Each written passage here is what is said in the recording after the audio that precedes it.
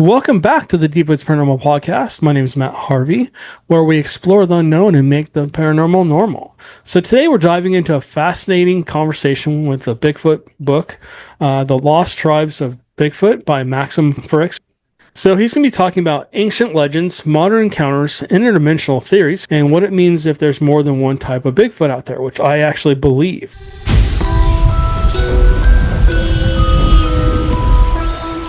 Without further ado, let's welcome our new guest, Maxim, onto the podcast with us. Welcome. Matt, thanks so much for having me on Deep Woods Paranormal, and I'm looking forward to having a nice chat about the Lost Tribes of Bigfoot. So thanks so much for the opportunity. Well, I appreciate you coming on because, as you know, I'm a huge Bigfoot. Well, you may not know, but as people know, I'm a huge Bigfoot enthusiast. I've had my own encounters, so I've had multiple encounters with them. And the more I research them, the more questions I have. So it's always interesting to talk to somebody that is in your line of field where you're basically doing, a lot of stuff in the background, looking for where do they come from? What are they? Are there multiple types of Bigfoot? Are they some kind of humanoid, and stuff like that? And that's kind of what your book gets into. If you want to go ahead and give us a little bit more detail about your book, I'd really like to hear about it. Yeah, it's called The Lost Tribes of Bigfoot. It's published by Hangar One. They're the folks that gave us Monster Quest, Doug and Alex Hychek out there in Minnesota. But the book, I tried to do this. I tried to go a little bit further and try to answer the question, if it's not flesh and blood, what is it? So I took a look at all the theories from people like Jeff Meldrum and, so many of the other, cryptozoologists to take a look at what Bigfoot might be. And again, I'm not saying that it's not flesh and blood, but I'll say this: we've had plenty of time to look for positive proof, and we haven't found any yet. And what I'm talking about, man, I'm talking about a carcass, bones, DNA, something that would satisfy the scientific community. Now, having said that, we haven't found that as of yet. But what we do have is we have a collection of what I think Alan Hynek would have called high strangeness. So we have all these elements of high strangeness, including eyewitness sightings, sometimes numerous people seeing the same cryptid. We have the hoots, the smells, always the horrible fecal matter, wet dog, rotten egg smell, that sulfur smell. So that tends to accompany the Bigfoot sightings, the wood structures, the knocks, the, things like that. So Taken collectively, there's something there that we really need to go and take a look at. So I think there's something substantial. What it is, we don't know. And that's what my book, The Lost Tribes of Bigfoot Bigfoot is about. I say, if it's not flesh and blood, what is it? So we have to take a look at some of the theories, and there's numerous theories. Numerous people have claimed that Bigfoot may actually be Gigantopithecus, the largest ape that ever walked the earth. It looks like an orangutan. Maybe Neanderthal, closely related to human beings, Homo sapiens and Homo erectus mated with Neanderthal, and some of us do have Neanderthal DNA, so that's no big thing. Australopithecus, back in Ethiopia, they discovered Lucy, which is man's earliest ancestor. So again, when you take a look at Australopithecus and Gigantopithecus, Neanderthal, the collection of missing links, take a look at those that possibly the answer may be there. The answer may possibly be there. So that's where we're looking.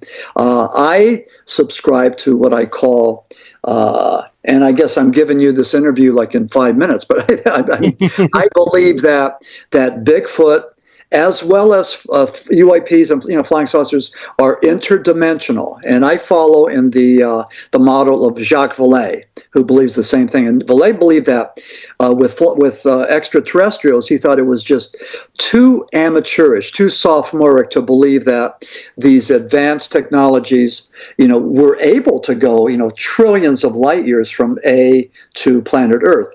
And he said there had to be another way. And so he talked about Einstein and Rosen's bridge theory, now called the wormhole theory, that what you do is you just take that space-time continuum, which is malleable, and you bend it, and then you just punch holes through the two things and go through that. So you go through A to exit from B, and that would take microseconds rather than going from planet Alpha, Omega, to the planet Earth. So Jacques Vallée's theory and Einstein-Rosen's theories, they are just that. They're hypotheses, but it's the best thing we have to work with at this point. Again, if we don't have a carcass and DNA that would satisfy the scientific community, then what do we have? So you take a look at the different hypotheses and take a look at the ones that may make the most sense. Certainly, I think that the interdimensional makes more sense than, say, mass hallucinations or Jung's collective unconsciousness, although I do believe that we're connected with our ancestors, through DNA all the way, back to our ancestors. But I believe the interdimensional theory is the one that seems to explain this mystery to me the best. Again, not scientifically proven, because we don't have the data as of yet, but I think we're on the right track if we follow in that line. And I'll say this too. I know that years ago, when I started to talk about this, there was a lot of pushback. But I'll say this, in the last several years, I think the Sasquatch community has really thought this thing through. And I think that they're not as hardcore and they're not as dogmatic as they were. I think that they're open to other theories, other woo theories. The woo woo being the crazy stuff that guys like me talk about. So I think that there's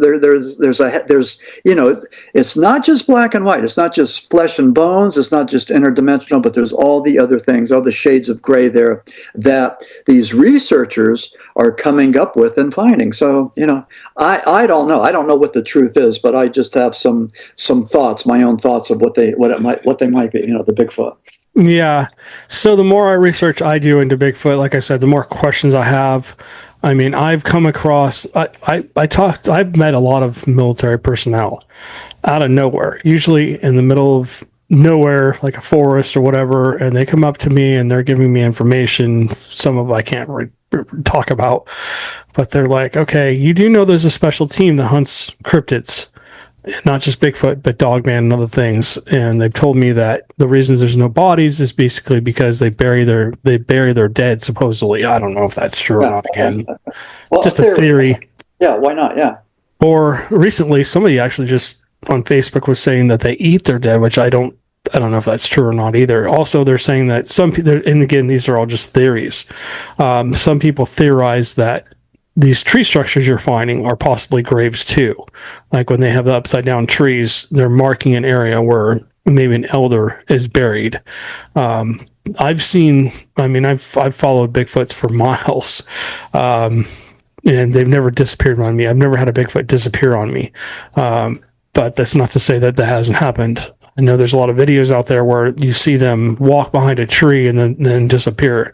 I know there's theories that trees are possibly portals, some kind of portal.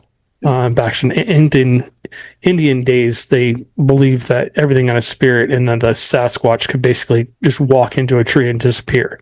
There's videos, and again, these might be, they might be fake, but you see a Bigfoot like peer out of the side of a tree, and you're like, where's the other side of that thing? That thing's 4 or 5 feet wide, and that tree's 2 feet wide. Where's the rest of this damn thing? So who knows at this point in time? Somebody told me that we're the aliens and we got dropped here by UFOs or by an alien species, and Bigfoots were already here, and Bigfoots live underground. And again, these are all just theories, just kind of like you were talking about. I mean, who knows what's real and what's not? It seems like, what is your take on the government basically being involved with this? Yeah, well, whenever the government gets involved in things, things get pretty much mucked up. But yeah. I heard theories that Sasquatch the Sasquatch habitat is one where there's a lot of resources, a lot of whether it's I don't know, oil or lumber or whatever. But that's one reason that they're trying to track Bigfoot and maybe keep them out of certain areas that have a lot of value. I don't know, but the one thing that's really interesting is that when we first heard the name Bigfoot, the Humboldt Times in Northern California had an article about California's abominable snowman. And when that came out, and I want to say that it was I want to say 65. I may be wrong. Yeah, thereabouts. Okay. So that was the first time that the term Bigfoot hit the papers, and what happened was all of a sudden, America, the world, knew about Bigfoot. It hit the wire services. And that small little paper in Northern California, the Humboldt Times, started to get thousands of letters from people, readers, that said that, yes, I believe in the California abominable snowman. I believe that Bigfoot exists, and I, too, have seen Bigfoot.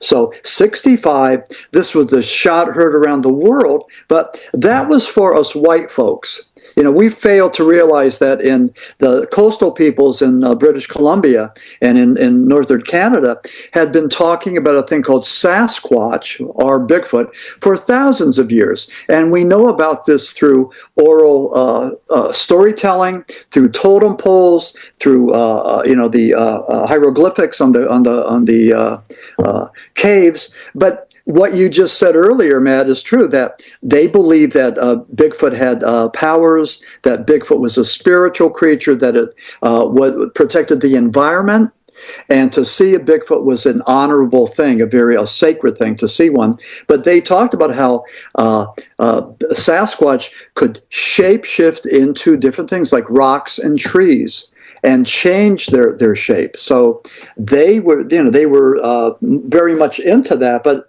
again, the thing that we have to realize is that these accounts of hairy hominids, Sasquatch, Bigfoot, whatever you want to call them, have been around in North America for thousands of years. So we know that. The theory about Gigantopithecus is that it crossed from Asia to North America on the Bering Strait when that was intact.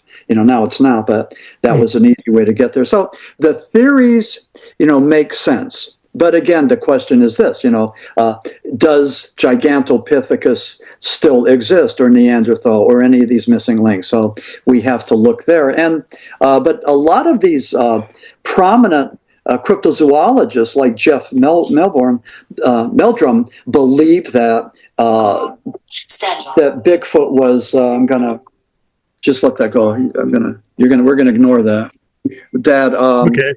So now I'm having computer problems, and my computer guy was trying to. No worries.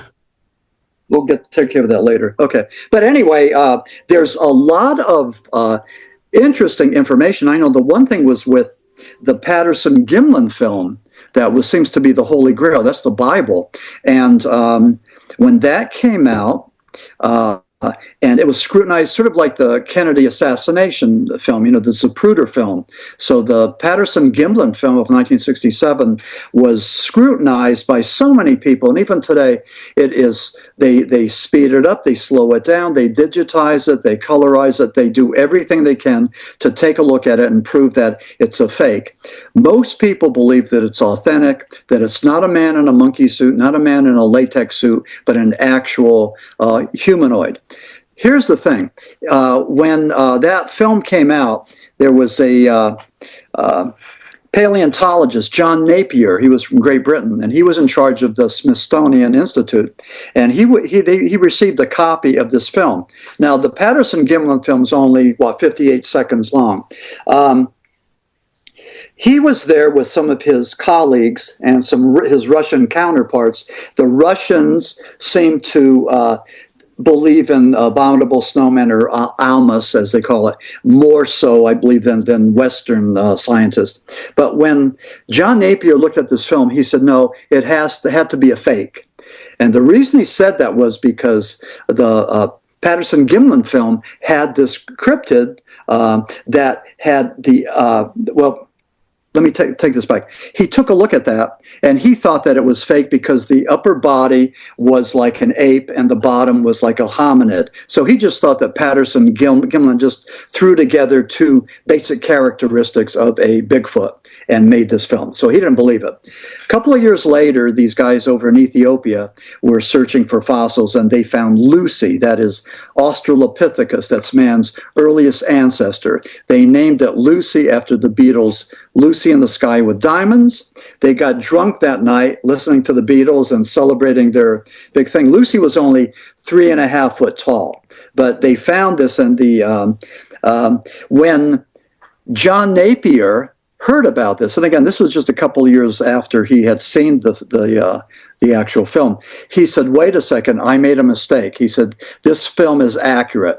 And he said that it was accurate because Lucy, Australopithecus, had the upper body of an ape, long arms to climb trees, and then had the long legs, and was a hominid, could bipedal, could walk on 2 feet, not crawl on all fours, and not brachiate like an ape. So Napier realized that Lucy, Australopithecus, had the same characteristics of the Patterson-Gimlin film.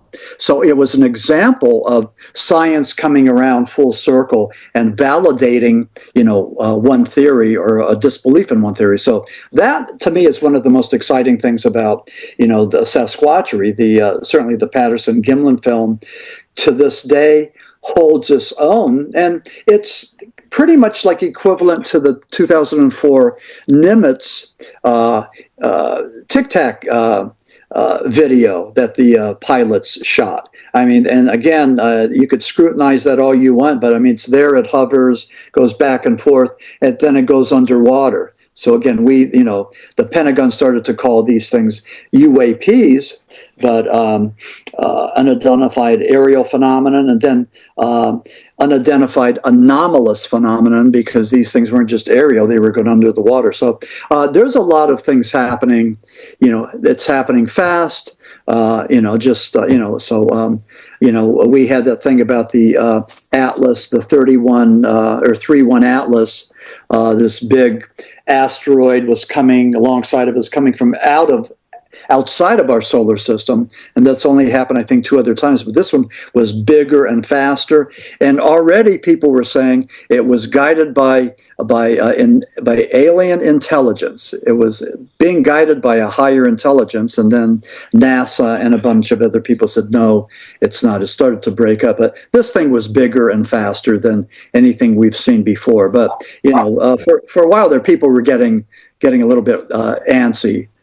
Right, apprehensive about what it might have been. So, yeah, and the paranormal right now it's exploding. The paranormal activity is just exploding around the world. One thing that people don't realize is that there's Bigfoots reported on almost every continent. I mean, not necessarily Bigfoot, but they have different names for them all over. You have that Balmo snowman. You have what is it called? Orimpende. I'm mispronouncing that probably, in Australia. I mean, Russia has their own. Everywhere has their own. I mean, even England is now reporting some kind of bipedal hairy beast, and stuff like that. And Europe is reporting those too up in the mountains. So, I mean, there must be something to this. I mean, I've had my own encounters with them. What I've seen, I've had 30 or 40 encounters with Bigfoot where I could say that couldn't be anything else but a Bigfoot. What I would tell people is that you have to have an encounter, whatever it is, paranormally wise, where you can say that couldn't be anything else but. And I mean, it could be a ghost or a UFO or whatever. It has to be, you have to be able to totally describe it without anybody being able to pull your story apart, essentially. But anyways, you were saying? When you had your sightings, how long were they? Were the sightings of like just seconds or minutes or what? Some of them were seconds, some of them were minutes, some were longer than I wanted to. I used to have a friend named Joe. I used to go up to his area up in East Texas, and I've had multiple people go with me to investigate up there, daytime, nighttime sightings. literally the Bigfoots would come to the edge of the forest. You wouldn't be able to see them until they moved, and they walk literally out of the forest because the forest tree line it wasn't dark, but it was just dark. You couldn't see you could see the woods, but you couldn't make out anything unless it moved. Everything was silhouetted down there. So they would literally come out and they would stand there, all different shapes and sizes, because Bigfoots are all different shapes and sizes. They're like humans. Some are huge, some are small, some are, in between. I've seen one my size. I've seen multiple my size. Mm-hmm. I'm guessing they're juveniles. But anyways, 6 different witnesses were actually skeptics, and they all became believers. Yeah, right. I saw one literally walk out of the forest, walk across the road back into the forest, and disappear. And she was talking a million miles an hour. I'm like, hold on, slow down. Did you have your camera on? No, I forgot. I was just so shocked by what I saw. Like, you gotta record it, especially a daytime sighting. So, yeah. But amazing. One of our Bigfoot guys back in Western Pennsylvania, this Bill Rigby, he claims that he saw a Bigfoot at 15 foot and got PTSD from it. So, oh yeah, no, I'll tell you this story real quick because we're running out of time.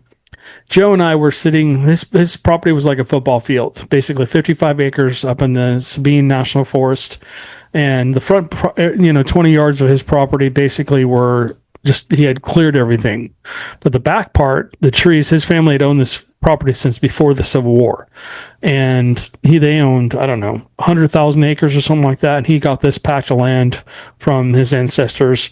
Anyways, he calls me and, hey, you got to come up here and check this place out, blah blah blah. We spent 4 years researching his property, and we have a documentary on our YouTube channel. We have a couple different documentaries, but literally we're sitting on a bench, and I didn't have a camera available. We had just stopped, and I believe this is probably the alpha male or whatever you want to call it. And I'm looking up, and he had 2 logging roads. His property was between 2 logging roads, and they went through the middle of this property. And I'm looking up this road. In between, everything else was basically big, tall, thick forest in the middle of this property. But he has 2 areas on both sides of his property that were basically non-forest. It was just these, like a single lane highway, but it's a dirt road. Probably about 15, 20 feet across on each side, because he wanted this, a way to get off his property in case the front of his property got blocked or something. Anyways, sitting there at a bench, Joe's sitting to my right, and I'm looking up the road. I'm going, wait, where'd that tree come from? And I'm looking at this thing, and it just looks like a tree. And so I go, Joe, is there supposed to be a tree up there? He's like, no. And I said, just carefully, slowly turn and look. I never took my eyes off it. And so I had a daytime binocular. And so I grabbed it, and I started zooming in. I'm like, oh my gosh. It's literally a Bigfoot caught like this, like the Patterson Gimlin film.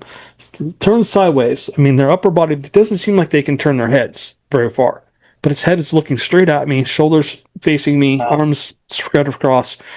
Black, solid black. Probably at least 15 feet tall. I think we measured one taller than that at his property, because we saw another one behind one of his blind that was about 12 feet tall, and the belly button was about 12 feet up. Anyway, so long story short, I'm sitting there looking at this thing, and I'm like, oh my gosh, it's standing there. And he used to tell me this story, and not all the different colors, the tan, the black, the brown, and the red, are different sizes and shapes. They have different facial features. They just look different from each other. You could basically look at like gorillas, orangutans, and whatever other family of species you want for apes, but they all kind of resemble different apes. Anyways, so I started zooming in on the face. I can see around the lips, and it's just flat. I mean, it's just flat. It looks like a monkey's face, fair hair out. And so he told me that these, some of them look like they're wearing sunglasses. And so I start going in on the eye, and the eye's got to be, it's got to be huge. It's got to be the size of a baseball. And I'm looking at the eye, and I can clearly see it. It's the thing that was only about 100 feet away, and I had, binoculars that could see that far easily. And I'm looking at the eye, and the pupil is actually white. And I'm like, that doesn't make any sense. And the pupil was actually black, and the eyeball was actually white. I couldn't see anything like the pupil or anything like that. I just saw black and then white in the middle. I'm like, what is that? And so I'm sitting there looking at it, and I'm pretty sure they have some kind of bioluminescence under their eyes.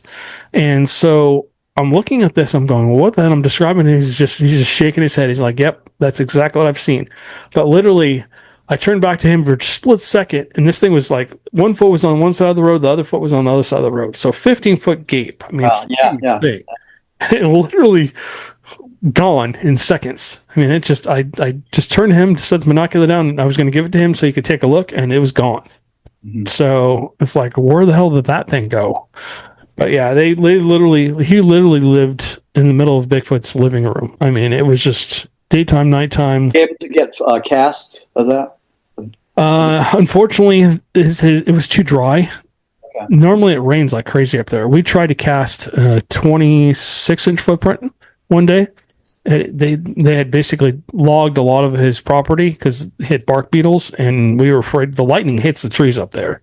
I mean, the zigzag lightning, it's insane. We heard one explode one night. It scared the living crap out of us. We both ran out there in the pouring rain. We're like, is everything on fire?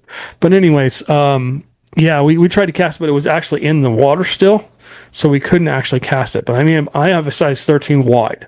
I took 2+ of my shoes to basically measure this thing, and that thing's foot was, I don't know, at the heel 8-9 inches wide. So I mean, that just tells you how big this thing was, and you could see the ridging. And I took a picture of it. I don't know where it went to, but we had trap cams up there. We have hundreds of thousands of videos and pictures from his property. In fact, we actually got one on camera one day when we were up there, and actually is on our YouTube channel on the very end of the video. But yeah, just a crazy place. Foot casting are some of the best evidence that we have, and Jeff Meldrum has one of the best collections. I mean, I don't know who has it now since he passed, but amazing things. I mean, when you look at that, like you said, a large foot, bigger than a man or a bear, bigger than an ape, and the stride, nothing that we could do. So yeah, there's something there. You know what it is. I mean, I wish we could find out. You know, real soon. Yeah, I wish he was still alive. There were so many people now that I've met that, you know, are of your caliber that I would have loved to have taken up there, so you guys could help us with the research. But unfortunately, I don't know what his family did with the property. They're all afraid of his property. Yeah, so. I had a chance to meet him. He was, you know, I'm a snowbird. I spend winters in Florida. And Jeff was there at the Ocala Bigfoot Expo a couple years ago. So he did a presentation. He said that he was the one that is the last to get invited to the high table. That's because we're scientifically minded. But he was so good. And then I had a chance to shake his hand and chat with him. And they were just, it was just a great thing. But you know, just a nice guy. And then he has been published by Hanger One. They're the people that do my Lost Tribes of Bigfoot that I'm showing. Cool. Right there. Yeah. So, Doug Hychek, the CEO, was really torn when Jeff passed. So they were good. They were really good friends. Yeah, I unfortunately never got to meet him. I really wanted to meet him so bad, but I never got a chance to. I really wish I would have. Yeah. He was at the top of the game. He was the pioneer and the ambassador. I mean, along with Lauren Coleman. Yeah. The Four Horsemen of Sasquatchery, but there's not that many people there that are, you know, that I mean that are true. I mean, true and genuine. You know, there's some of the guys out there that are questionable about some of the things that they say and done. But you know, Jeff Meldrum and I think Lauren Coleman are, you know, for real. So at least we have those guys. Exactly. All right, so we have a few minutes left. Why don't you go ahead and wrap up with your final thoughts? Talk about your book a little bit more. Yeah, if anybody's interested in getting a copy of the Lost Tribes of Bigfoot, or maybe an autographed copy, please check me out on my website. It's www.maximfurek.com. That's MAXIMFUREK. And check out the website, and there's links there to look at the books and all that. But I would say this, that if you did get a book, please be so kind as to put a review on Amazon, because we really need that. And I would say this too, you know, please support your local libraries and bookstores and your authors and your local podcast. We need your help. We need your support. You know, we're not corporate America. And we're just the little Davids trying to fend off the Goliath. So all the help we could get from America, from our fans and supporters would be great. So thank you for that. All right. Well, Maxim Furker, his book will be linked in the description, guys. So you guys can go check it out. Please go buy his book. I'm going to check it out as well, and we will catch you guys on the next one.